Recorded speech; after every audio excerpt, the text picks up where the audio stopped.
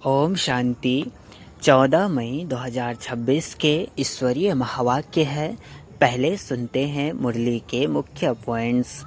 बाबा ने समझाया कि याद की यात्रा सबसे मीठी यात्रा है। जितना आत्मा शिव बाबा को याद करती है उतना ही भीतर मिठास, शांति और प्रेम का अनुभव होता है। संसार का प्रेम स्वार्थी हो सकता है, लेकिन बाबा का प्यार सदा निस्वार्थ और अटूट है। बाबा कहते हैं कि दुनिया में लोग एक दूसरे को दुख देते हैं, ठुकराते हैं, लेकिन परमात्मा केवल सुख और प्यार देते हैं। इसलिए बच्चों को भी बाप समान प्यार का सागर बनना है और किसी को रंज नहीं करना है। अभी का समय पुरानी दुनिया के अंत का समय है। लोग बड़े बड़े भवन और मंदिर बना रहे हैं, लेकिन उन्हें पता नहीं कि यह दुनिया परिवर्तन के किनारे पर खड़ी है। समझदार वही है जो अब आत्मिक कमाई जमा करे। बाबा ने बहुत सहज सेवा बताई है कि अपने घर के एक कमरे को ही हॉस्पिटल और यूनिवर्सिटी बना दो। वहाँ आत्माओं को ज्ञान, योग और खुशी का खजाना मिल सकता है। यही सच्ची सेवा है। सतयुग में मनुष्य की आयु लंबी, शरीर निरोगी और जीवन सुखमय था। आज आत्मा तमो प्रधान बन गई है, इसलिए दुख और अशांति बढ़ती जा रही है। बाबा फिर से हमें सतो प्रधान बनाने आए हैं। लास्ट में बाबा ने कहा, बाप दाता बनकर आए हैं, कृपा करने नहीं बल्कि हमें योग्य बनाने आए हैं। जो बच्चे पढ़ाई और पुरुषार्थ करेंगे वही स्वर्ग का उच्च पद पाएंगे। यह राजयोग आत्मा को भाग्यवान बनाता है। बाबा ने समझाया कि केवल गंगा स्नान या बाहरी पूजा से आत्मा पावन नहीं बन सकती। आत्मा की सच्ची शुद्धि केवल परमात्मा की याद और ज्ञान से होती है। यही सच्चा पतित पावन मार्ग है। अच्छा, अब सुनते हैं मुरली को विस्तार से। ओम शांति। मुरली का सार। मीठे बच्चे, जैसे बाबा प्यार का सागर है, उनके जैसा प्यार दुनिया में कोई कर नहीं सकता। ऐसे तुम बच्चे भी बाप समान बनो, किसी को रंज नाराज मत करो। प्रश्न: किस प्रकार के ख्यालात, विचार चलते रहें तो खुशी का पारा चढ़ा रहेगा? किस प्रकार के ख्यालात, विचार चलते रहें तो खुशी का पारा चढ़ा रहेगा? उत्तर: अभी हम ज्ञान रत्नों से अपनी झोली भर रहे हैं, फिर यह खानियाँ आदि सब भरपूर हो जाएंगी। वहाँ सतयुग में हम सोने के महल बनाएंगे। दूसरा है, हमारा यह ब्राह्मण कुल उत्तम कुल है। हम सच्ची सच्ची सत्यनारायण की कथा, अमर कथा सुनते और सुनाते हैं। ऐसे ऐसे ख्यालात चलते रहें तो खुशी का पारा चढ़ा रहेगा। गीत में है, अच्छा, ओम शांति। बच्चे बाप की याद में बैठे हैं। यह श्रीमत अर्थात श्रेष्ठ ते श्रेष्ठ मत मिलती है। याद की यात्रा बहुत मीठी है। बच्चे नंबरवार पुरुषार्थ अनुसार जानते हैं कि जितना बाप को याद करेंगे उतना बाबा स्वीट लगेगा। सैक्रीन है ना, एक बाप ही प्यार करते हैं, बाकी तो सब मार देते हैं। एक बाप ही प्यार करते हैं, बाकी तो सब मार देते हैं। दुनिया सारी एक दो को ठुकराती है। बाप प्यार करते हैं, उनको सिर्फ तुम बच्चों ने जाना है। बाप कहते हैं, मैं जो हूँ, जैसा हूँ, कितना बड़ा हूँ, बताओ हमारा बाप कितना बड़ा है? तो कहते हैं बिंदी है, और तो कोई जानते नहीं। बच्चे भी घड़ी घड़ी भूल जाते हैं। कहते हैं भक्ति मार्ग में तो बड़े बड़े चित्रों की पूजा करते थे, अब बिंदी को कैसे याद करें? बिंदी बिंदी को ही याद करेगी ना। आत्मा जानती है हम बिंदी हैं, हमारा बाप भी ऐसे हैं। आत्मा ही प्रेसिडेंट है, आत्मा ही नौकर है, पार्ट आत्मा ही बजाती है। बाप है सबसे स्वीट, सब याद करते हैं, हे पतित पावन, दुख हरता सुख करता आओ। अब तुम बच्चों को यह निश्चय है, हम जिसको बिंदी कहते हैं वह बहुत सूक्ष्म है, परंतु महिमा कितनी भारी है। भल महिमा गाते भी हैं, ज्ञान का सागर, शांति का सागर है, परंतु समझते नहीं कि वह कैसे आकर सुख देते हैं। मीठे मीठे चिल्ड्रन हर एक समझ सकते हैं कौन कौन कितना श्रीमत पर चलते हैं। श्रीमत मिलती है सर्विस करने की। बहुत मनुष्य बीमार रोगी हैं, बहुत हैं जो हेल्दी भी हैं। भारतवासी जानते हैं सतयुग में आयु बहुत बड़ी एवरेज बहुत बड़ी, एवरेज में 125 से 150 वर्ष की थी। हर एक अपनी फुल आयु पूरी करते हैं। यह तो बिल्कुल ही छी दुनिया है जो बाकी थोड़ा समय ही है।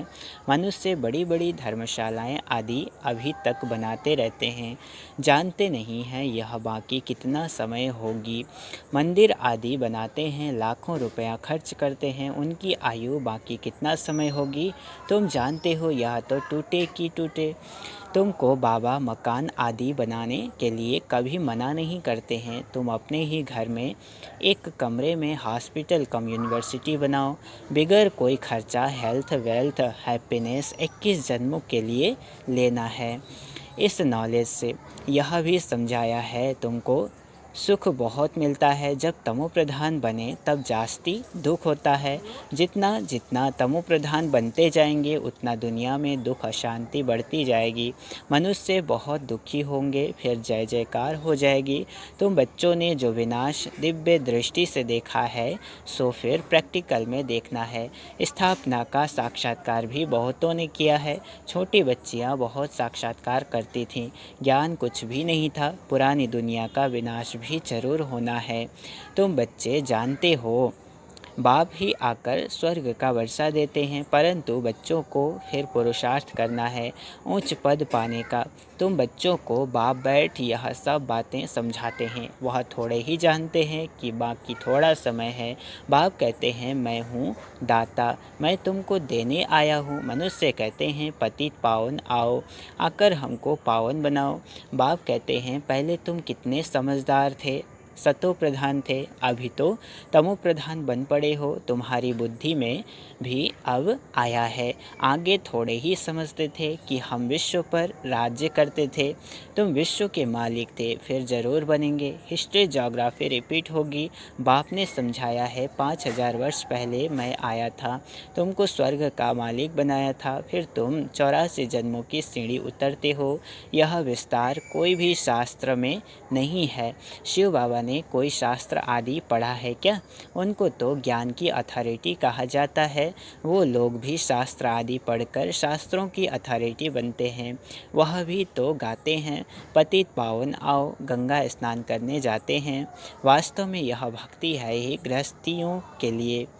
वास्तव में यह भक्ति है ही गृहस्थियों के लिए। बाप बैठ समझाते हैं, उनको भी पता नहीं कि सद्गति दाता कौन है। बाप समझाते हैं तुम मुझे बुलाते भी हो, हे पतित पावन आओ, मैं तुमको पावन बनाता हूँ, मैं तुमको पढ़ाने के लिए आता हूँ।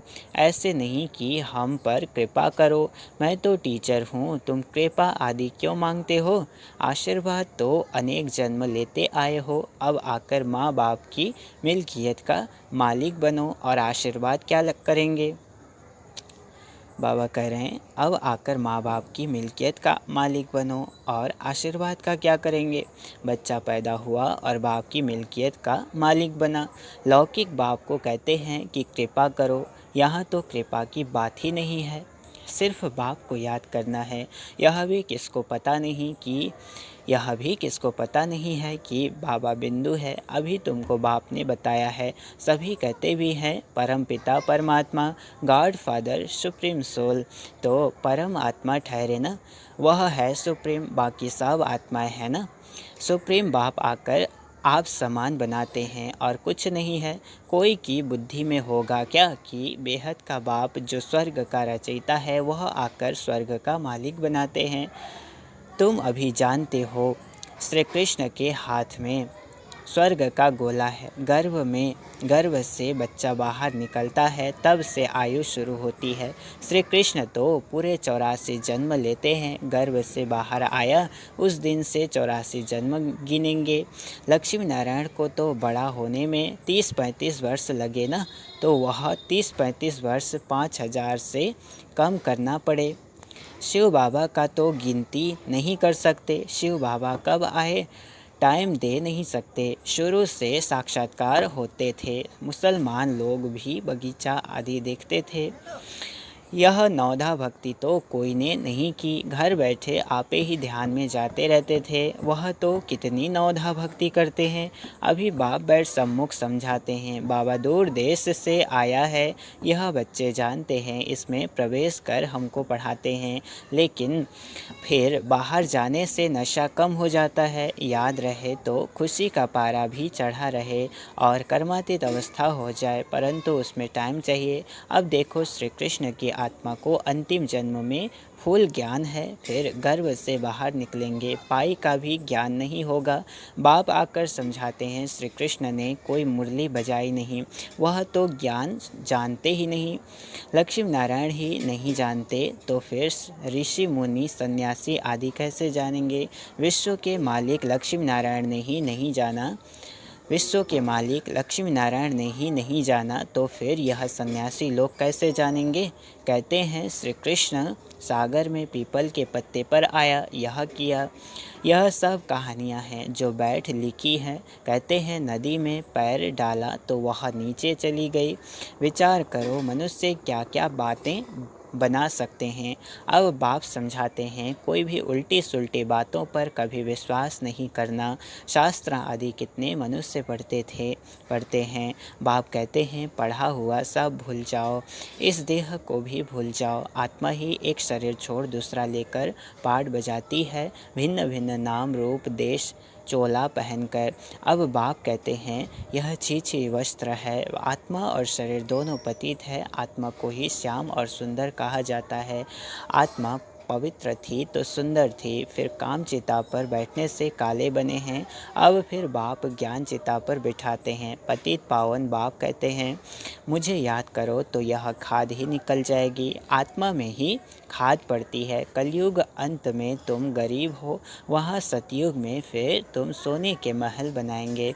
वंडर है ना, वंडर है, यहाँ हीरो का देखो कितना मान है। वंडर है, यहाँ हीरों का देखो कितना मान है, वहाँ तो पत्थरों मिसल होते हैं। अभी तुम बाप से ज्ञान रत्नों की झोली भर रहे हो। लिखा हुआ है, सागर से रत्नों की थालियाँ भर ले आते हैं। सागर से जितना भी चाहिए उतना लो, खानियाँ ही भरतू हो जाती है। तुमने साक्षात्कार किया है, माया माया मच्छंदर माया मच्छंदर का भी खेल दिखाते हैं। उसने देखा सोने की ईंटें पड़ी हैं, ले जाता हूँ। नीचे आया तो कुछ था नहीं, वहाँ तो सोने की ईंटों के महल बनाएंगे। ऐसे ऐसे ख्यालात आने चाहिए तो खुशी का पारा चढ़े। बाप का परिचय देना है। शिव बाबा 5000 वर्ष पहले भी आया था, यह किसको पता नहीं है। तुम जानते हो, 5000 वर्ष पहले आकर तुमको राजयोग सिखाया था, कल्प कल्प तुमको ही सिखाएंगे। जो जो आकर ब्राह्मण बनेंगे फिर देवता बनेंगे। विराट रूप भी बनाते हैं, उसमें ब्राह्मणों की चोटी गुम कर दी है। ब्राह्मणों का कुल बहुत उत्तम गाया जाता है, वह है जिस्मानी, तुम हो रूहानी। तुम सच्चे सच्ची कथा सुनाते हो, यही सत्यनारायण की कथा अमर कथा है। तुमको अमर कथा सुनाए अमर बना रहे हैं। यह मृत्यु लोक खत्म होना है। शिव बाबा कहते हैं, मैं तुमको लेने आया हूँ। कितनी ढेर आत्माएं होंगी। आत्मा वापस घर में जाती है तो कोई आवाज़ थोड़े ही होता है। मधुमक्खियों का झुंड जाता है तो आवाज़ कितना होता है। रानी के पिछाड़ी मधुमक्खियाँ सब भागती हैं, उनकी आपस में कितनी एकता है। भ्रमरी का भी मिसाल यहाँ का है। तुम मनुष्य से देवता बना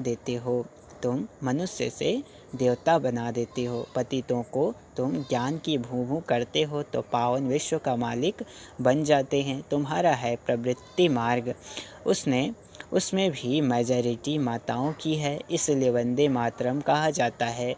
ब्रह्मा कुमारी वह जो बाप द्वारा 21 जन्म का वर्षा दिलाती है। बाप सदा सुख का वर्षा देते हैं। जो सर्विस करेंगे, लिखेंगे, पढ़ेंगे, होंगे नवाब। राजा बनना अच्छा व नौकर बनना अच्छा, पिछाड़ी के समय तुमको सब मालूम पड़ जाएगा। हम क्या बनेंगे, फिर पछताएंगे। हम श्रीमत पर क्यों नहीं चले, पछताएंगे। बाप कहते हैं, फॉलो करो। ऐसे भी नहीं कोई एक कमरा दे कोई एक कमरा दे देते हैं सेंटर के लिए, खुद मीट आदि खाते रहते हैं। बाबा क्या करें, ऐसे भी नहीं कि कोई एक कमरा दे देते हैं सेंटर के लिए, खुद मीट आदि खाते रहते हैं। वह पुण्य आत्मा, वह पाप आत्मा, फिर आश्रम नहीं रहेगा। वह पुण्य आत्मा, वह पाप आत्मा, फिर आश्रम नहीं रहेगा। घर में स्वर्ग बनाते हैं तो खुद भी स्वर्ग में होने चाहिए ना। सिर्फ आशीर्वाद पर नहीं ठहरना है, बाप को याद करना है, पवित्र बनाकर ही साथ ले जाएंगे। तुमको तो बहुत खुशी रहनी चाहिए, कितनी भारी लॉटरी मिलती है। बाप को जितना याद करेंगे उतना विकर्म विनाश होंगे। बाप जितना प्यार दुनिया में कोई कर नहीं सकता। उनको कहा ही जाता है प्यार का सागर। तुम भी ऐसे बनो, अगर किसको दुख दिया, रंज नाराज किया तो रंज होकर मरेंगे। यह कोई बाबा श्राप नहीं देते हैं, समझाते हैं। सुख दो तो सुखी होंगे, सबको प्यार करो, बाबा भी प्यार का सागर है। अच्छा, मीठे मीठे सिकलधे बच्चों प्रति माता पिता बाप दादा का याद प्यार और गुड मॉर्निंग। रूहानी बाप की रूहानी बच्चों को नमस्ते। हम रूहानी बच्चों की रूहानी माता पिता बाप दादा को याद प्यार और गुड मॉर्निंग। नमस्ते नमस्ते नमस्ते, शुक्रिया बाबा शुक्रिया। धारणा के लिए मुख्य सार है। पहला पॉइंट, किसी भी उल्टी सुल्टी बात पर विश्वास नहीं करना है। जो भी उल्टा पढ़ा है उसे भूल अशरीरी बनने का अभ्यास करना है। दूसरा पॉइंट, सिर्फ आशीर्वाद पर नहीं चलना है, स्वयं को पवित्र बनाना है। बाप को हर कदम में फॉलो करना है, किसी को भी दुख नहीं देना है, नाराज नहीं करना है। वरदान आज का, सच्ची लगन के आधार पर और संग तोड़ एक संग जोड़ने वाले संपूर्ण वफादार भाव। क्या कहा, सच्ची लगन के आधार पर और संग तोड़ एक संग जोड़ने वाले संपूर्ण वफादार भाव। स्पष्टीकरण है, संपूर्ण वफादार उन्हें कहा जाता है जिनके संकल्प व स्वप्न में भी सिवाय बाप के और बाप के कर्तव्य व बाप की महिमा के, बाप के ज्ञान के और कुछ भी दिखाई न दे। एक बाप दूसरा न कोई। बुद्धि की लगन सदा एक संग रहे तो अनेक संग का रंग लग नहीं सकता। इसलिए पहला वायदा है और संग तोड़ एक संग जोड़। इस वायदे को निभाना अर्थात संपूर्ण वफादार बनना। आज का स्लोगन है, सत्यता की स्वस्थिति परिस्थितियों में भी संपूर्ण बना देगी। सत्यता की स्वस्थिति परिस्थितियों में भी संपूर्ण बना देगी। आज का अव्यक्त इशारे है, सदा अचल अडोल एक रस स्थिति का अनुभव करो। हम ऊंचते ऊंच बाप के बच्चे हैं, यह याद रहने से एक रस अवस्था रहेगी। जब एक से संबंध रहता है तब अवस्था भी एक रस रहती है। अगर और कहाँ संबंध की रग जाती है तो एक रस अवस्था नहीं रहेगी। तो एक रस अवस्था बनाने के लिए सिवाय एक के और कुछ भी देखते हुए न देखो। अच्छा, ओम शांति।